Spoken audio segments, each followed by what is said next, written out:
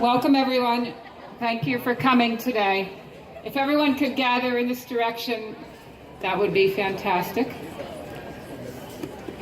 My name is Dr. Maria Fiataroni Singh. I'm a professor of medicine at the University of Sydney, and I'll be introducing the other speakers today and just give a few housekeeping instructions before we begin. We will be marching out of the park to Eddy Avenue, left onto Pitt Street, and then Broadway to Victoria Park. There will be an opportunity to donate some money to the Refugee Action Coalition and associated causes along the route. So please be generous with your time. And before we begin the rest of the speeches, I'd like to acknowledge the traditional owners of this land, and the acknowledgement to country will be given by Uncle Dave Bell and Auntie Shirley. So if you could give them your attention, please. Thank you.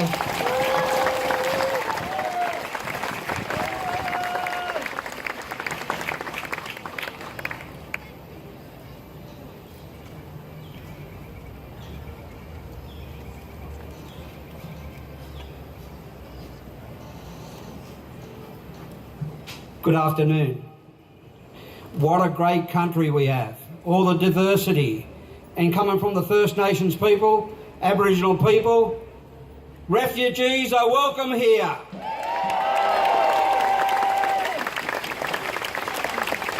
Refugees are welcome here. Once more, refugees are welcome here.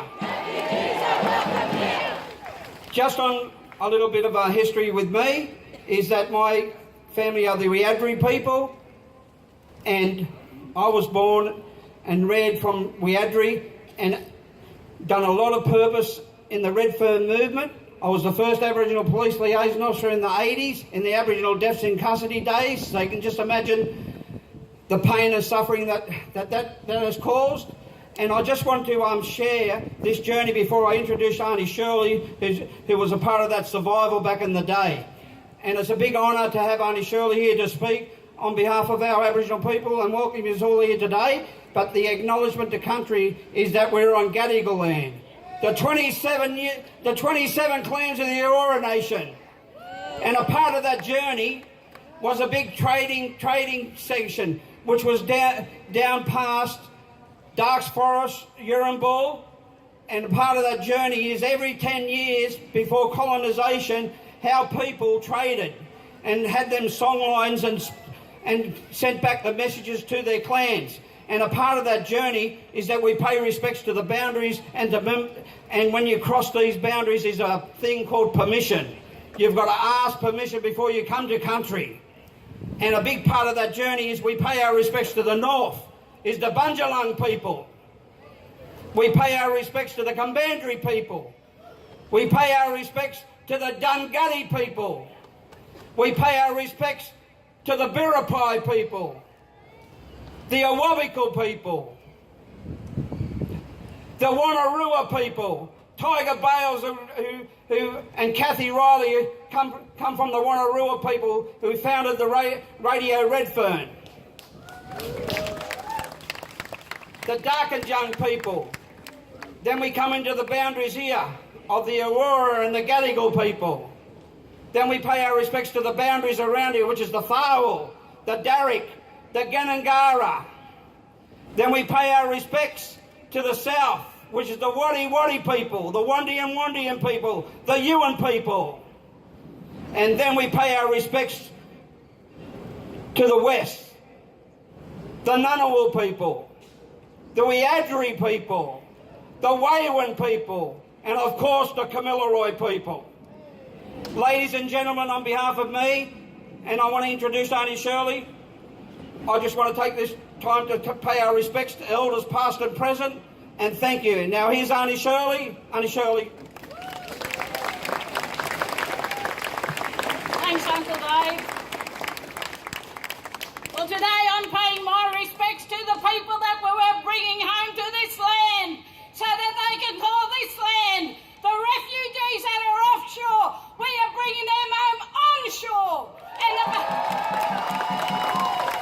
the boats are going to land just long enough so we can send Goldman Sachs, Pep Prime Minister, and all the other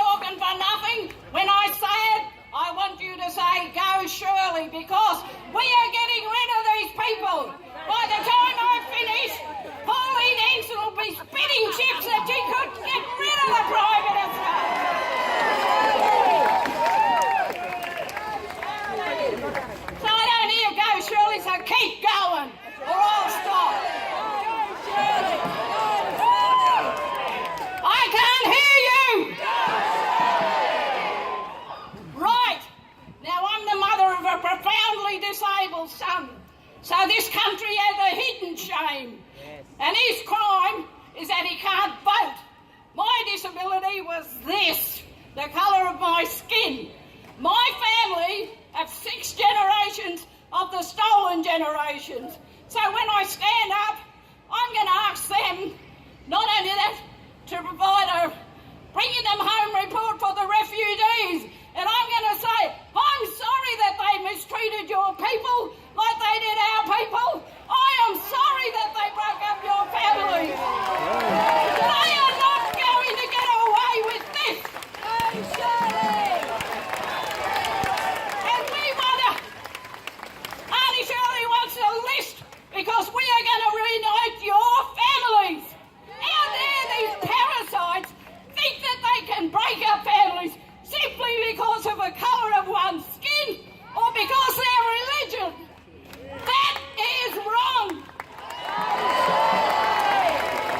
Oh. Keep going.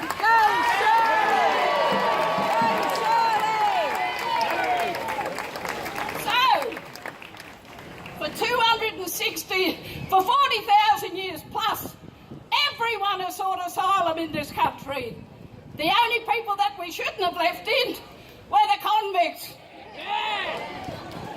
What kind of people send people 20,000 miles across the sea for stealing bread?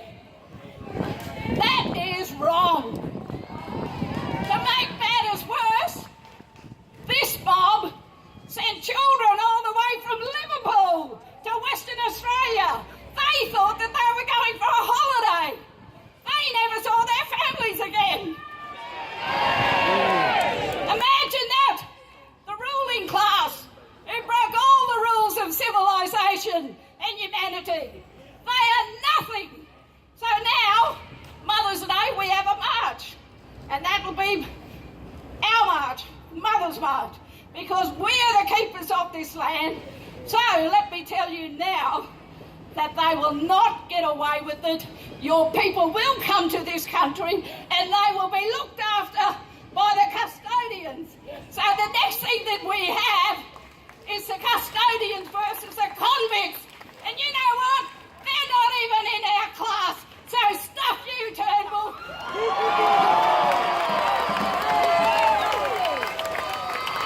And what about this man?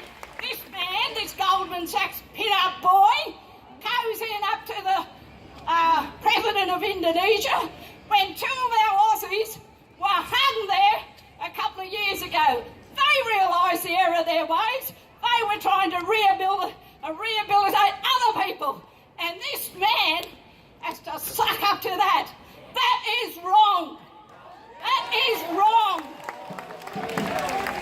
So the grassroots blackballers will be closing the gap very quickly. And you know why? We're getting rid of our black leaders that your government appointed. And they have cut the grass from us. And when they go, your leaders are going. Okay?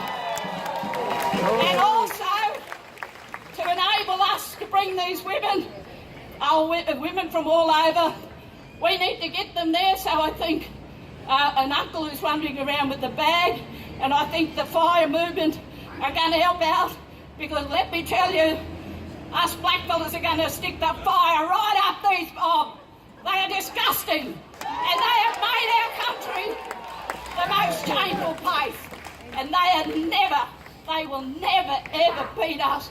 You know why? Because when people are in a country first, they're first class all the way. Anyway, that's enough from me. I'd like to go walking up my legs to school.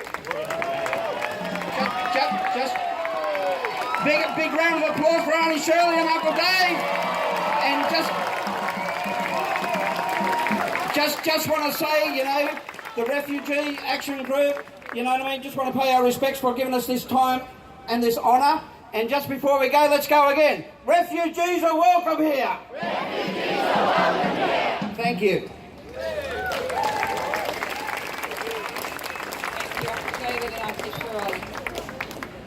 The Rohingya have been in the news a lot lately, and we're very fortunate today to have with us Habib, who is a Rohingya refugee who arrived in Australia by boat in 2009. He had first fled to Burma in 2000, then lived in detention in Thailand and Malaysia and in Australia for a few years as well. He has co-written a book with his French author Sophie Ansel called First They Erased Our Name, detailing his story and the plight of his people. He was invited to speak about the persecution of the Rohingya people at the European Parliament in March this year, but as you might imagine, the Australian government actually refused to let him travel. I would like to welcome now to the stage Habib.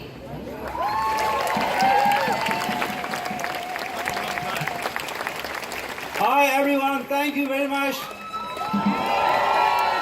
Yeah, I would like to pay the same respect to Aboriginal leaders, past and present, and elderly, all of you, all of group, all of community, society, even individual, everyone today joining here and whoever not able to make, but still supporting us from behind. Thanks to you, everyone.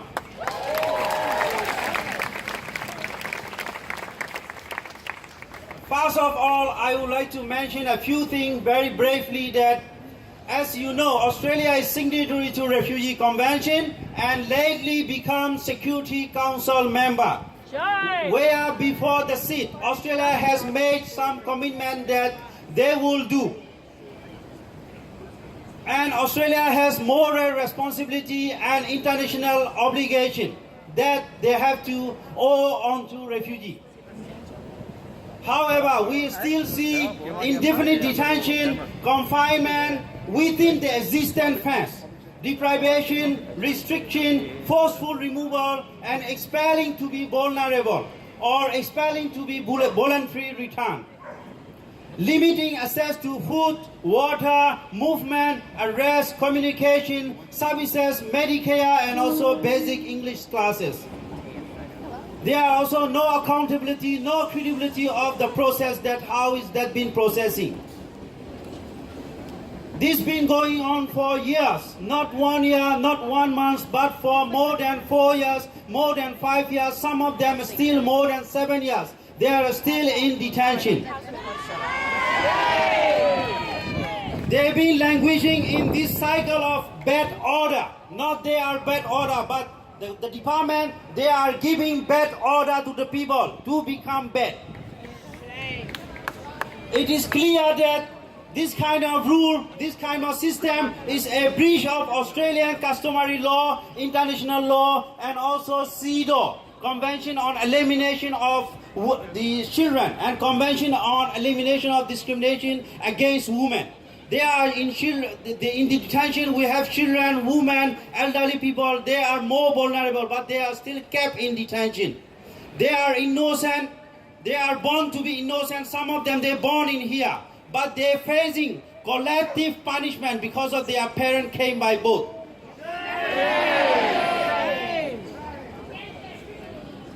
And also permanently barring from the right to live. They've been facing exemplary punishment because the government want to stop the boat. So the government is stamping them to stay in there. So that is kind of exemplary like punishment. We will stamp you, we will exemplary show the punishment that how we don't want you. So this is clear under international or criminal law. They are exemplary punishment. They are breaching Australian criminal law.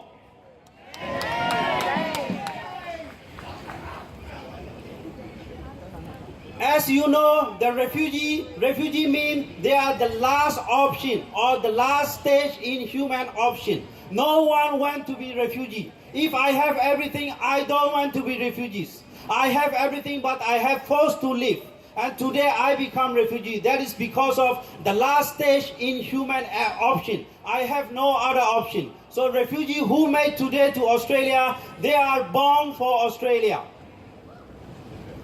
Today, refugee situation in Australia become a humanitarian crisis. Therefore, we wish Australian community, Australian law society, government sector, UNHCR, international community, must all of them join hands together and shape this policy, change this policy.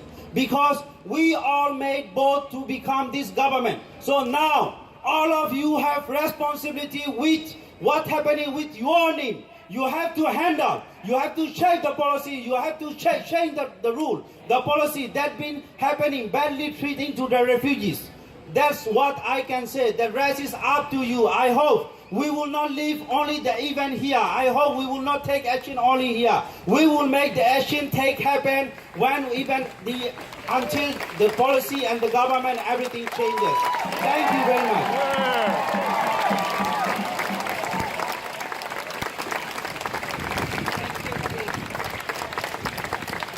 As a physician, I took an oath 37 years ago to do no harm.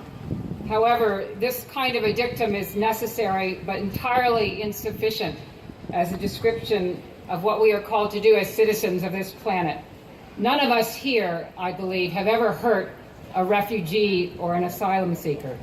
But if we are silent in the face of cruelty or atrocity, unless we take some kind of action to protect the most vulnerable among us, we are actually complicit in this cruelty and injustice perpetrated in our name by our elected ministers, by Peter Dutton, by Malcolm Turnbull, and by the Border Force personnel.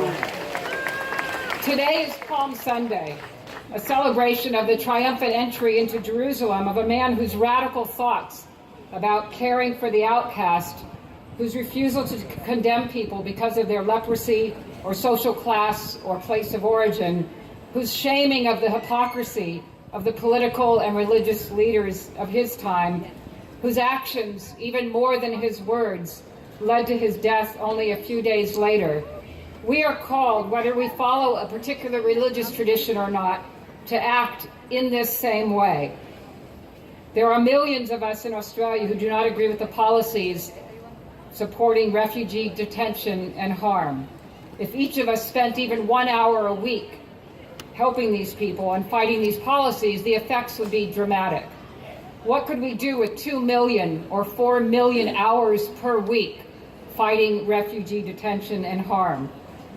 Whether you are a healthcare professional who can assist with medical reviews of those in detention, a translator or an interpreter, a writer, an artist, a business owner who can provide a job or training, a teacher who can help with language difficulties, a lawyer or a law student who can unravel the legal barriers preventing seeking visas and protection, a photographer who can tell someone's story, a retiree with a room to lend to someone in need, or even a child who can write a letter to your local MP. There is no one who does not have something to offer that would help these people who need us so desperately. As Martin Luther King Jr. said in a very different time, history will have to record that the greatest tragedy of this period of social transition was not the strident clamor of the bad people, but rather the appalling silence of the good people. Every voice counts. Every act of compassion counts. Thank you all for shattering the silence that has contributed to our current refugee policies and your commitment to change. I would like to introduce now Reverend Simon Hansford, who has served as a Uniting Church minister since 1990 and has been elected moderator of the New South Wales ACT Synod in 2017, and he in turn will introduce several other members of religious communities.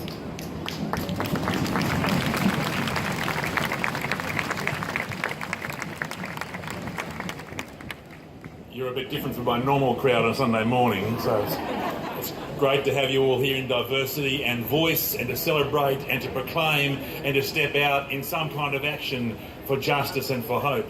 So I pay my respects to the Gadigal people of the Eora Nation on their land which we stand right now and gather, to their elders past and present in their care for the land into the future as well. I want to pay my respects too to those who have marched before in years gone by, not just for refugees, though it's critical right now, but to those who have marched in the 70s and the 80s for peace and justice on this day in this city and across our nation. As we gather here to confront not just politicians but the power of empire that ask questions of how we live, how we act, how we welcome those who are weakest and take care of them, and how we speak for them when they are marched and marked as voiceless and are told they have no place and no voice of their own.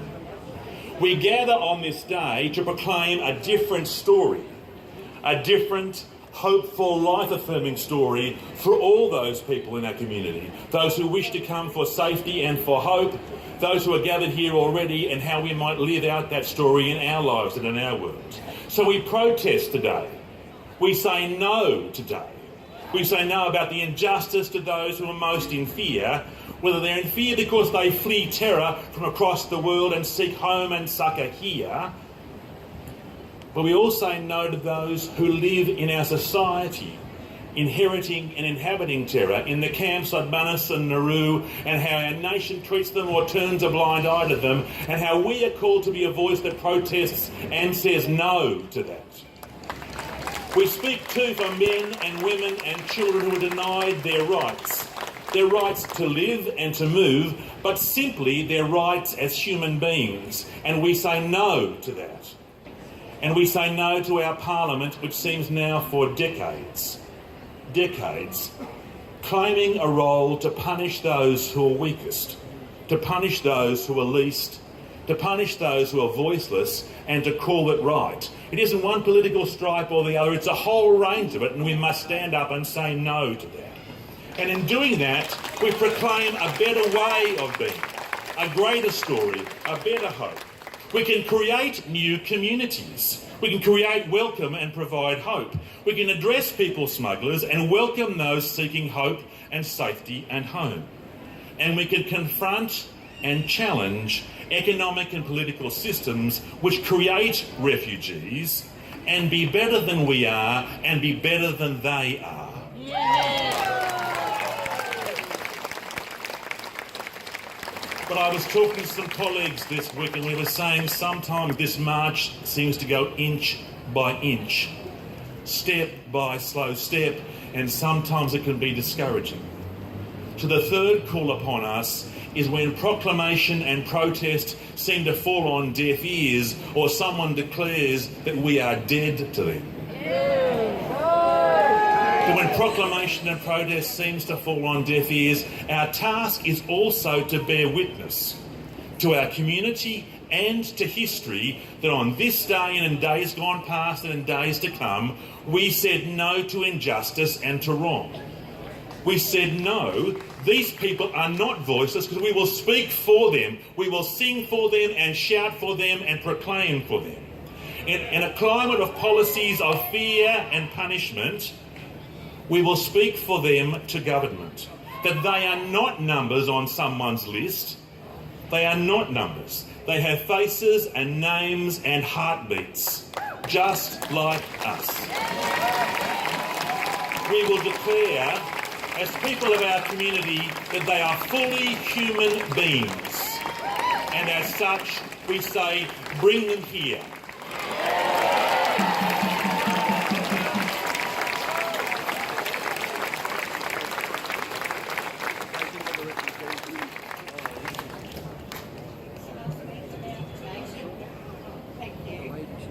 I would like to say, bring them all in. And I had two refugees boys stay with me. They were so beautiful. They were so kind and nice. And bring them in. Get rid of the politics and all the bloody shit. You know, because they're boat people. They're boat people. They can't help it. They're on boats. They're dying. Why can't we bring them in? We've got a big country. A very big country. Why can't we bring them all in?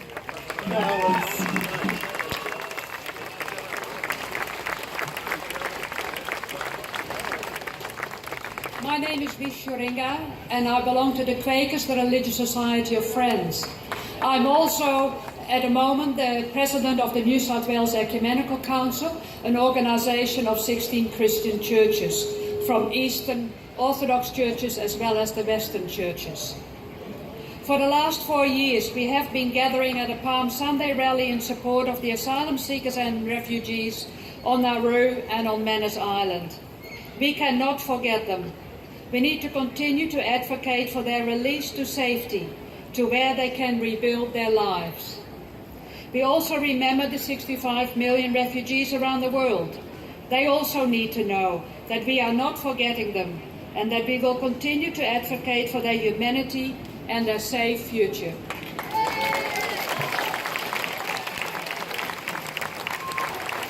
Graham Gerson, the Salvation Army. Salvation Army joins with the Ecumenical Council in saying refugees are welcome here. It's our privilege to support them practically and in terms of legal advocacy, and it's our prayer that the government might have a more compassionate policy in the future.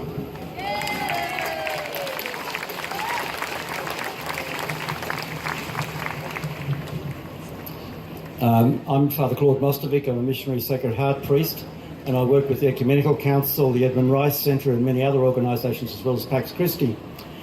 I have been writing letters, going to rallies, making phone calls for nearly 40 years, and it seems like nothing has happened. Things have got worse. But I can say that being here is very important. Even though nothing seems to change, it will change. And if it doesn't change, I don't know how I can live with myself if I'm not here. And I want to say that to you too.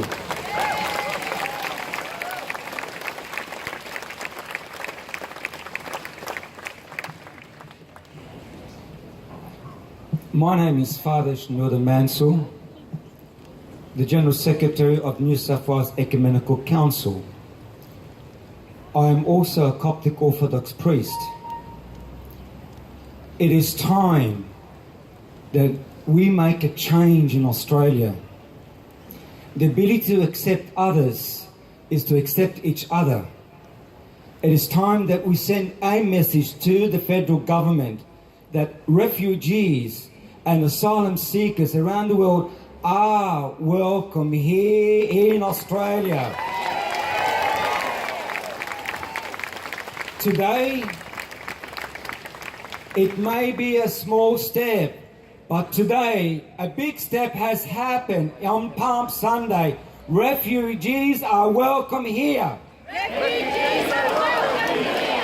Refugees are welcome here. Refugees are welcome here. And for the third time, refugees are welcome here. Refugees are welcome here.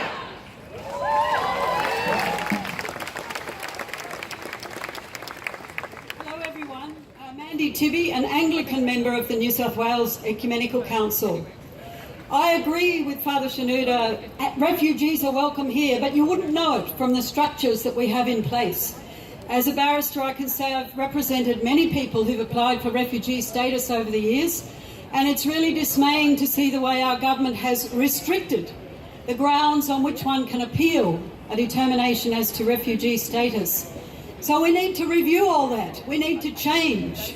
We need to get rid of shameful structures which keep people out quite unnecessarily. So, refugees are welcome here. Thank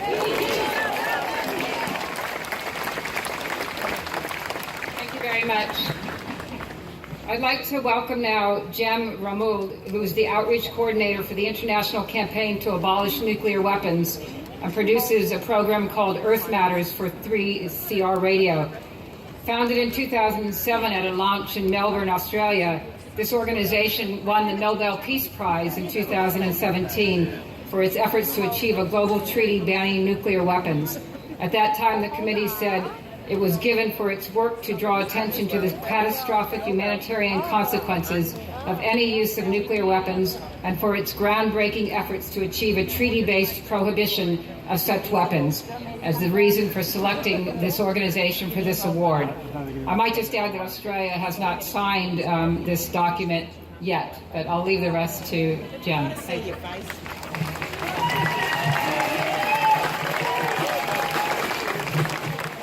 Hello. I acknowledge the traditional owners of this land, the Gadigal people. This land was stolen, but it will always be Aboriginal land. There are now more than 65 million displaced people from their homes by war and persecution. War creates refugees. It's not hard to understand. Australia is part of the problem. We've supported military actions in Afghanistan, Iraq, Syria, participating in the armed violence that has forced so many people to flee. Australia is the only country to have supported every single major US war since World War II. The state of war is being normalised. We have a minister for the defence industry. We have labs for weapons manufacturers proudly installed in universities. We have a government eager to become a major weapons exporter. This is big business. When Turnbull and Dutton publicly speak about refugees, they are flanked by masked, uniformed soldiers, flags and tanks on each side of them. This is a carefully constructed image, and it's militarising the issue. We are smart enough and strong enough to reject this. We must listen to the people who have survived the border, refugees who know what war feels like, and who know how to build genuine security. Palm Sunday protests began in the 80s, actually in response to the threat of nuclear war. Hundreds of thousands of people took to the streets to demand disarmament. After the Cold War ended, the threat felt less imminent, and many people gratefully forgot about nuclear weapons. But the problem didn't disappear, and it's getting worse. There are still 15,000 nuclear weapons held between 9 countries. Put together, they are spending more than $100 billion a year on maintaining and upgrading their weapons. These days, nuclear-armed leaders are regularly performing patriarchal displays of their weaponry and their willingness to inflict massive nuclear violence. Displaced populations from a nuclear war would create a refugee crisis that goes far beyond what we already collectively are failing to cope with today. This goes beyond a war of words on Twitter. New US policy seeks to lower the threshold for the use of nuclear weapons, even contemplating using the bomb in response to a cyber attack. The doomsday clock is now at 2 minutes to the apocalypse of midnight. The threat is very real and very present. But on the other side of the same coin, a historic movement is underway. The majority of nations don't have nuclear weapons, they don't want nuclear weapons, and they're rising up against the existing world nuclear order. There has been a missing piece in the legal framework around nuclear weapons. Until last year, when 122 nations got together, they negotiated, concluded, and adopted the Treaty on the Prohibition of Nuclear Weapons. This is the treaty that bans the bomb, finally.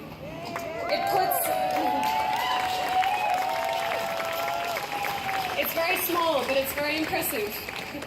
It puts these weapons in the same legal category as chemical weapons, biological weapons, landmines, and cluster munitions. It's the first treaty to comprehensively outlaw nuclear weapons for all time and setting out a pathway for their total elimination. It creates a new benchmark against which all nations are judged equally. We know that this treaty is powerful and will work as intended because the nuclear weapon states fought against it tooth and nail every step of the way. Slowly but surely, nations are now stepping up to sign and ratify. Colonialism and racism has left a radioactive legacy in Australia and the Pacific. Nuclear testing programs worldwide have produced contaminated landscapes, making First Nations communities sick and still suffering today from the intergenerational health impacts of exposure to radiation. Australia has not yet signed this treaty. Our government thinks the US nuclear arsenal is vital for our protection. This kind of outdated Cold War logic only serves to legitimise these weapons, supporting them, consenting to them, and getting in the way of disarmament. The policies that support nuclear violence come from the same system that denies the human rights of refugees. It's the same set of ideas that puts refugees in offshore prison camps that is now refusing to sign the ban treaty. We've got to get in the way of these policies and the companies that profit from them. And we've got to join the ban treaty and walk away from nuclear weapons forever. Thank you.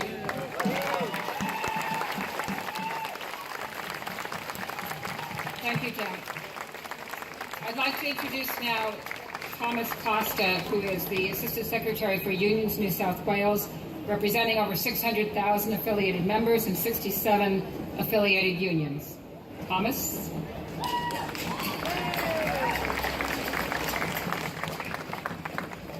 Thank you, Maria. How about a round of applause for Maria, who's done a great job as MC.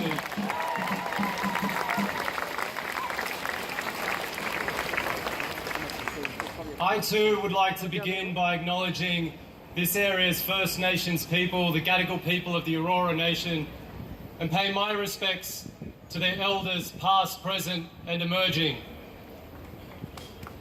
I'm here today to represent the New South Wales union movement, and as I look around, I'm proud to say that this year, as is in previous years, there's a large union contingent, and I see many colleagues and many friends.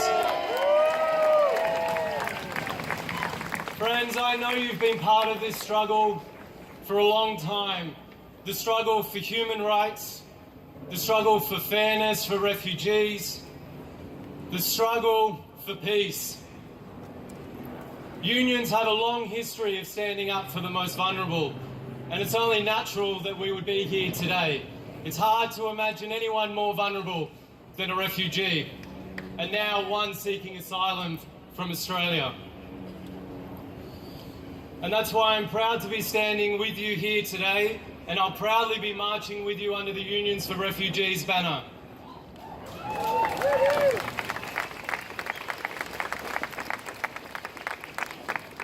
I want to take a moment to talk to you about just one refugee. Her name is Fatima, and she's from Iran. And for the past 4 years, she's lived on Nauru in a small tent that she shares with her son. It's not the life that Fatima dreamed of for her son or for herself. Like all parents, Fatima will do anything for her child's safety. And so when they were confronted with danger, she fled her home and she fled her country. Like all parents, Fatima would do anything to see her child educated. But unfortunately, because of the constraints and the restrictions of life on Nauru and in the refugee camps, her son hasn't been to school for 3 years.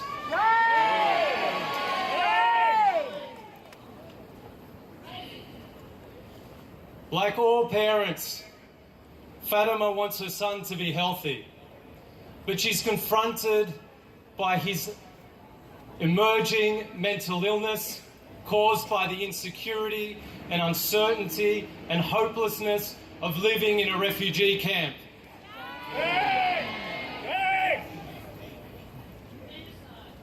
Life on Nauru isn't easy for Fatima or for her son, but it's made even that much harder because Fatima has a heart condition.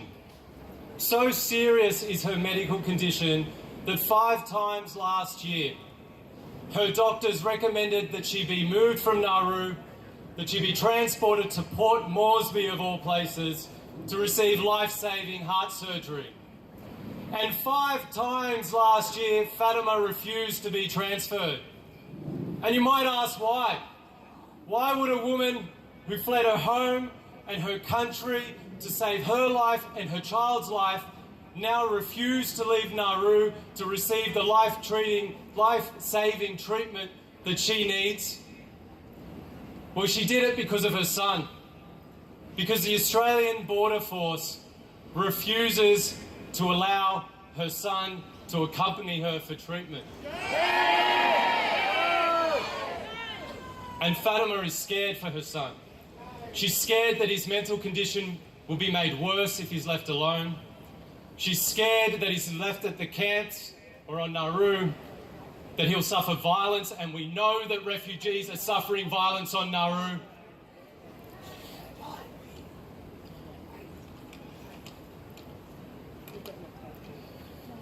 We're here because of Fatima and people like her. Her story is one example of the incredible cruelty for life of refugees on Nauru, of the hopelessness, of the uncertainty, and insecurity of being a refugee that sought asylum from Australia. But Fatima's story is not just a story of cruelty. It's not just a story of despair. There is a glimmer of hope. Earlier this year, Fatima's ongoing refusal to leave Nauru attracted some media attention. And following that attention and following the public pressure from people like yourselves, the Australian Border Force relented. It allowed Fatima to travel to Taiwan for her treatment and for her son to accompany her.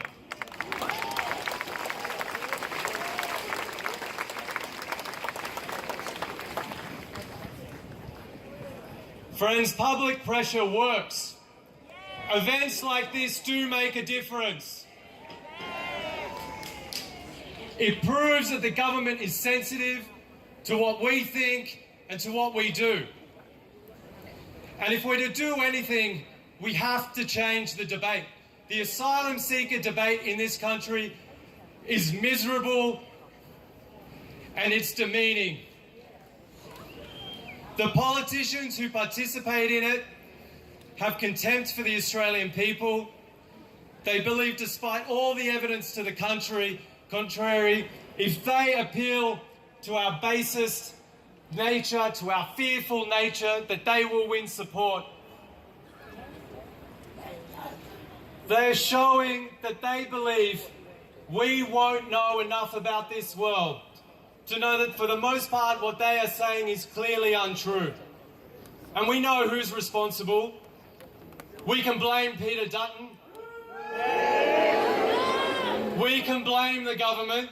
And we can blame the people that abuse their power in the Australian Border Force. But friends, if we're to help Fatima and others like her, if we want to end the cruelty, we have to make refugee rights a priority. And we can start with our communities. We can start in our neighbourhoods and our workplaces. We must call out the fear and the racism that politicians exploit. We must have the difficult conversations with our colleagues, with our friends, and with our families. Because if we don't speak up for the most vulnerable, who will?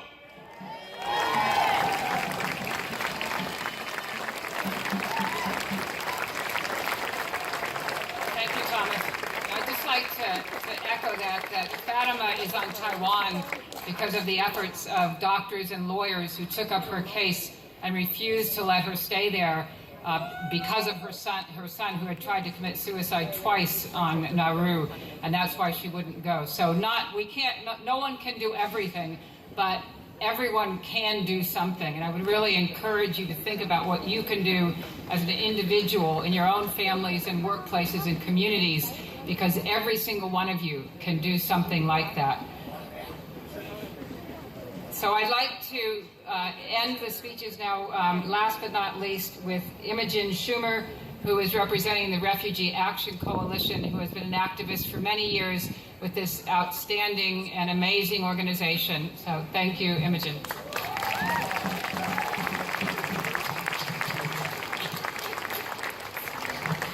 I acknowledge the Gadigal people of the Eora Nation, pay my respects to their elders past, present and emerging, and acknowledge that this was, is and always will be Aboriginal land. There are so many reasons why we are here today. There are so many reasons why we keep coming back. Let me remind you of the human toll of this racist border protection policy in just the last year since our last Palm Sunday rally. On Good Friday last year, drunken PNG soldiers fired shots into the Manus Detention Centre. We saw the tragic, preventable deaths on Manus of Hamed, whose deteriorating mental state was known to Border Force for more than a year, and of Rajiv, who was supposed to be receiving medical treatment in hospital when he died. In August, news broke that this government refused for months to allow 3 pregnant women on Nauru to come to Australia for an abortion, which is illegal on that island. And in October, the government waged a siege on Manus to try and force those men to relocate to facilities with little to no security that were still under construction. For 3 weeks, those men were deprived of food, of water, of medical treatment until they were brutally removed from by police. And in just this last month, despite its best efforts, the Australian government has been forced to bring two refugee children from Nauru, only 9 and 10 years old, to Australia because they are at an extreme suicide risk. And all this in just the last 12 months. This is the real human toll of a barbaric, bipartisan policy. It's madness. Does anyone have some water? And we do need to keep remembering that these are the people that we're here for today. The 1,500 people still languishing on Manus and Nauru. All those that have died there and all those whose unimaginable suffering has been shamefully exploited for political gain in this country. And we do come here with our compassion, but we also come here with our determination to hold those responsible to account, to demand change, and to send a clear message that we will not stand for this, not now, not ever, not from Labor, not from the Liberals, not in our name.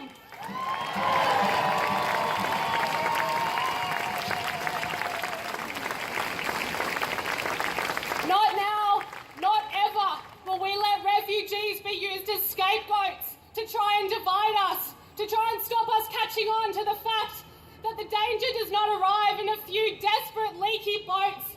The danger sits in Canberra, stopping our wages rising, giving tax cuts to billionaires while they cut our services, attack our unions and trample on our communities. We are here because their divide and conquer tactics will not work. And the only way that we can force the government to close Manus and Nauru and bring them here is to grow our movement. It is our strong, active campaign that has been the real political opposition on this issue in the last 25 years. And we have won before. We did force them to close the offshore camps last time. And even in the past few years, despite the savage efforts of the Liberals, despite the morally bankrupt silence of Labor, we have refused to let these people be dehumanised and swept aside. We have kept fighting and we are forcing change. Our movement has prevented now more than 300 people from being returned to Manus and Nauru who were brought here for medical treatment. And just in these last few weeks, we saw a small Queensland community stand together and gather over 100,000 signatures on a petition to stop Priya and her family being deported back to Sri Lanka. And we know that we have changed public opinion in recent years. We know that now a majority of people in this country think that refugees on Manus and Nauru should be brought here. It is our movement that has forged the cracks that are emerging in Labor and even in the government's own ranks. And we've only been able to do that because we are committed to building a mass movement and an organised movement. That's why we stand here today, not just as concerned individuals, but as the Refugee Action Coalition, as Teachers for Refugees, Doctors for Refugees, Unions for Refugees, Rural Australians for Refugees, and so many more. We know that it is only an organised mass movement that has the real power to end this cruelty. So if you are not in a campaign group, join one, start one. Because in this election year, with the likelihood of a Labor government, we need to be stronger and louder than ever. Labor is going to re-inherit the very horror that they created in 2013, and they will be faced with the same stark reality that there is no third country solution. The US deal, more than a year on, has seen only a handful of refugees resettled, hundreds stranded on Madison Nauru. So you tell me, is the refugee movement going to go any easier on a shortened Labor government? No! No, it will not. This election year, we need to demand that Labor break with this policy and acknowledge that these people are our responsibility and they deserve so much better. And there are those fighting for this within the party itself, and we support them and we stand with them and we will do everything we can to help them. But if you ask me, it's not going to be a vote in a Labor Party conference that ends this crisis, and it's not going to be a vote in Parliament that ends this crisis.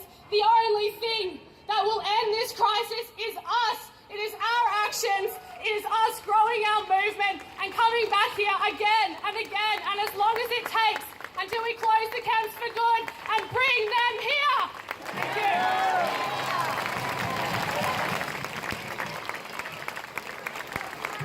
Thank you, Imogen. I'd just like to remind everybody there will be some buckets to donate to circulating around the crowd. And before we start the march, we would like to take a picture of